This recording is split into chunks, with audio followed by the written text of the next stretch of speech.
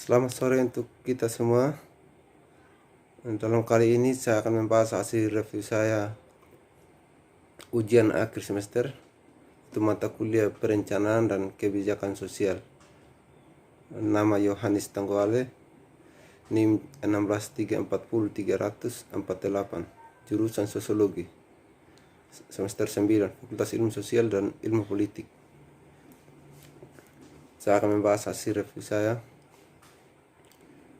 Kita tahu bahwa semakin hari semakin banyaknya korban yang terinfeksi virus corona di berbagai negara di dunia, khususnya Indonesia, yang membuat masyarakat panik dan resah. Virus corona ini pertama kali timbul di kota Wuhan, Cina, yang terjadi pada akhir 2019, tahun 2019, dan dinyatakan WHO, Badan Kesehatan Dunia, sebagai pandemik. Sebelumnya, WHO menghindari kata-kata pandemik karena dianggap akan menyebabkan ketakutan dan kepanikan yang luar biasa. Namun melihat terjadinya peningkatan terhadap penyebaran ini, akhirnya WHO memutuskan kalau COVID-19 adalah pandemik. Semakin hari semakin bertambah angka positif corona di berbagai belahan bumi. Bukannya berkurang wabah ini, malah semakin bertambah. Bagaimana mungkin masyarakat tidak resah? Dilansir data dari Worldometer, kasus positif corona mencapai angka paling tinggi, sangat mengkhawatirkan dalam masa-masa yang akan datang. Jika dibandingkan dari yang positif dan yang sudah dinyatakan sembuh, lebih banyak yang terinfeksi dapat dilihat dari data yang telah ada perbandingan yang sangat signifikan peningkatan positif yang drastis. Virus corona ini sungguh sangat berbahaya bagi kehidupan. Usaha yang dilakukan pemerintah, bagaimana mereka mengupayakan kegiatan agar memutuskan mata rantai pandemi COVID-19, seakan-akan tidak membuahkan hasil. Bagaimana tidak dapat dilihat lebih banyak yang terjangkit daripada yang sembuh. Masyarakat pastinya bertanya-tanya, entah apa obat pandemik ini. Obatnya yang sampai sekarang belum ada secara langsung membuat manusia di bumi cemas. Jika dilihat dan membaca, COVID-19 ini luar biasa. Caranya menularkan virus dengan secepat kilat, telah membunuh dan menginfeksi manusia. Sungguh kronis dan mengerikan. Virus ini menjadi beban dan di pikiran manusia. Bagaimana tidak, setiap hari ada saja yang terpapar dan meninggal karena corona. Apabila pertumbuhan angka positif corona semakin hari semakin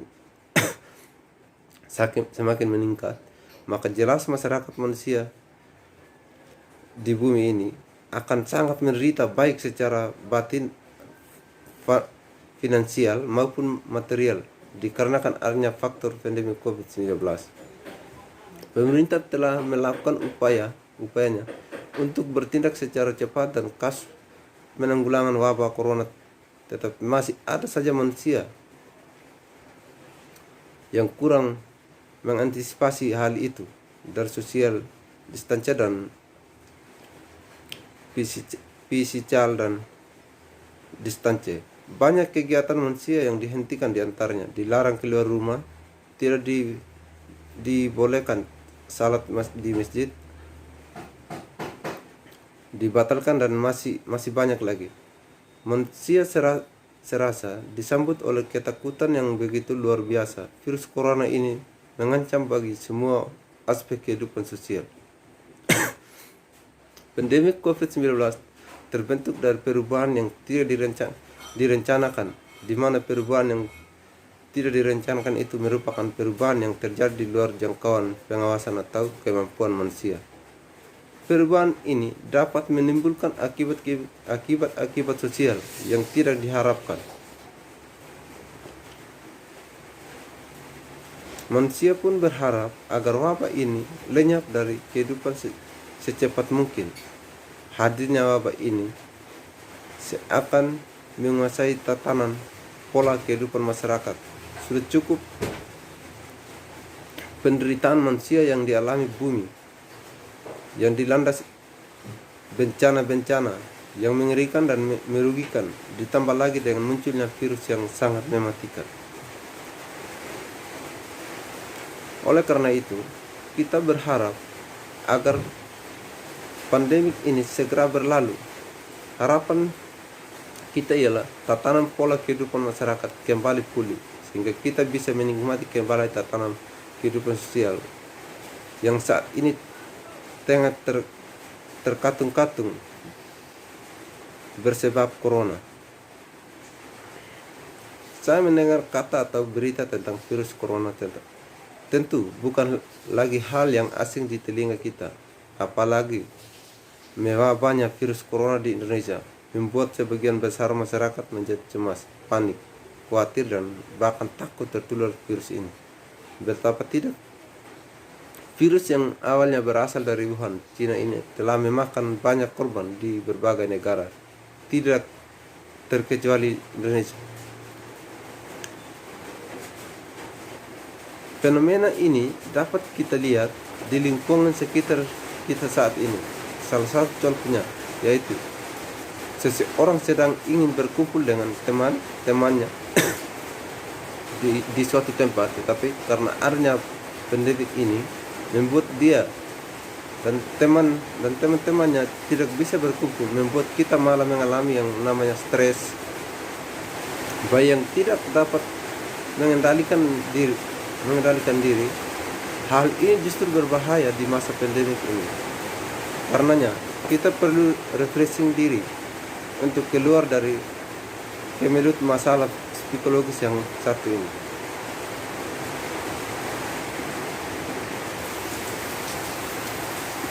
Penyebaran corona yang semakin meluas dan semakin bertambah setiap harinya, pemerintah berinisiatif melakukan lockdown. Pro kontra pun terjadi di tengah masyarakat. Kalangan yang takut penyebaran corona semakin meluas sepakat dengan dilakukannya lockdown.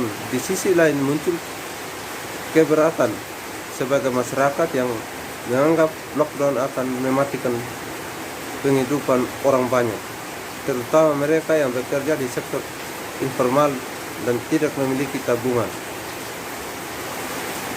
Dengan dilakukannya lockdown, pemerintah melalui Kementerian Desa, Pembangunan Desa Tertinggal dan Transmigrasi atau Kemendesa PDTT mulai April sudah dimulai mencairkan dana bantuan langsung tunai BLT dana desa di seluruh Indonesia. Metode pencariannya akan dilakukan bertahap, dimulai dari bulan April ini. Dari bulan April hingga pada setiap bulannya, setiap kakak miskin akan mendapatkan jatah masing-masing sebesar Rp600.000. Jika di total nantinya masing-masing akan menerima Rp 1.800.000. BLT dana desa tersalurkan sesuai peruntukannya adalah harapan besar. Namun demikian, kita ingat bahwa dana sebesar itu memiliki celah kerawanan dalam penggunanya.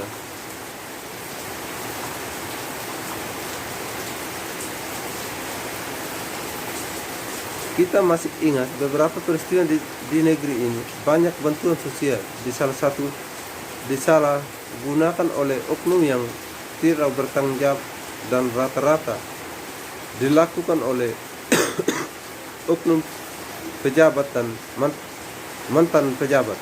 Sebagai contoh data yang diperoleh dari KPK, beberapa waktu lalu kasus penyelewengan dana bansos yang melibatkan pejabat seperti mantan gubernur Sumatera Utara Gatot Pujo Nugroho dihukum 6 tahun penjara dan denda Rp200 juta secara sahabat dan meyakinkan karena terbukti melakukan tindakan pidana korupsi dan hibah